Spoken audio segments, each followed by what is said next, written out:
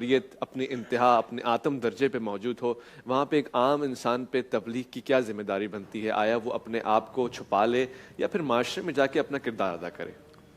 دیکھیے اس حوالے سے یہ ہے کہ انسان سے جتنا ہو سکتا ہے وہ اپنی کوشش کر لیں معاشرے کے اندر تبلیغ کرنے کی، ظلم کے راستے کو روکنے کی، چونکہ یہ اسلام کا حکم ہے کہ آپ ظالم کے ساتھ دوری اختیار کر لیں ظالم سے، اور اسی طرح مظلوم کا ساتھ دے دیں۔ تو اس بنیاد پر معاشرے کے اندر چاہے جس لیول پر بھی ظلم کا کام اگر ہو رہا ہو تو ہمارے اوپر فرض ہے کہ ہم اس کے راستے کو روکنے کی کوشش کر لیں۔ پیغمبر اکرم صلی اللہ علیہ وسلم کی ایک حدیث اس سلسلے میں ہمیں نظر آتی ہے کہ آپ صلی اللہ علیہ وسلم نے ارشاد فرمایا کہ من رعا منکم منکرا فلیغیرہ بیدہ، تم میں سے اگر کوئی شخص منکر کو دیکھے، برائی کو دیکھے، تو اس کو چاہیے کہ وہ ہاتھ سے اس کو روک لیں۔ فإن لم یستطع فبلسانہ، اور اگر وہ ہاتھ سے نہ روک سکے تو اپنی زبان سے اس کو روک لیں، یعنی نصیحت کر لیں، اس کو واعظ و نصیحت کے ذریعے آپ اس کو روکنے کی کوشش کر لیں۔ فإن لم یستطع فبقلبہ، اور اگر آپ زبان سے بھی اگر نہ روک سکیں تو پھر اپنے قلب میں، اپنے دل میں اس کو برا سمجھیں، وذالک اضعف الایمان، لیکن یہ ایمان کا کمزور ترین درجہ ہے۔ اس حدیث مبارکہ کے اندر رسول اکرم صلی اللہ علیہ وآلہ وسلم نے اس طرح کی برائیوں کے مقابلے میں ہمارے لیے مراتب کو بیان فرمایا کہ پہلا مرتبہ تو یہ ہے کہ اگر آپ کر سکیں تو اس کو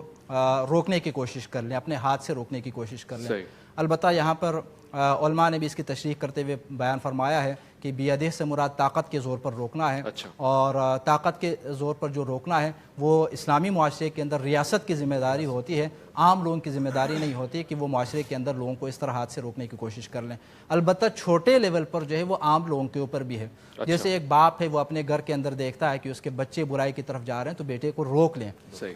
تنبیہ کر لیں۔ تنبیہ کرنے میں یعنی کچھ اگر اس کو تنبیہ بدنی کے ذریعے سے اگر اس کو روکنا پڑے تو کر لیں، تو یہ کیا ہے؟ ہاتھ سے روکنے کا ایک مصداق ہے۔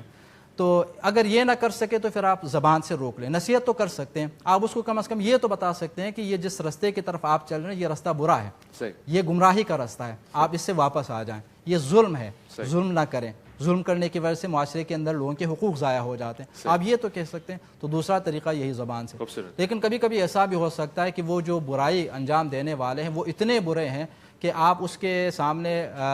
روکنا چاہتے ہیں اور تبلیغ کرنا چاہتے ہیں تو اس کا اثر اس کے اوپر الٹا ہو جاتا ہے۔ تو پھر یہاں پر یہ ہے کہ انسان کم از کم برائی کو دل سے برا سمجھے اور دل سے کم از کم اس کا ساتھ نہ دے دیں۔ تو یہ تبلیغ کے مختلف مراحل ہیں۔ تو معاشرے کے اندر جس قسم کی برائیاں نظر آ جائیں تو اس قسم کے فرائض انجام دینا جو ہے ہم میں سے ہر ایک کا فریضہ ہے۔ مفتی طلحہ عتیق صاحب،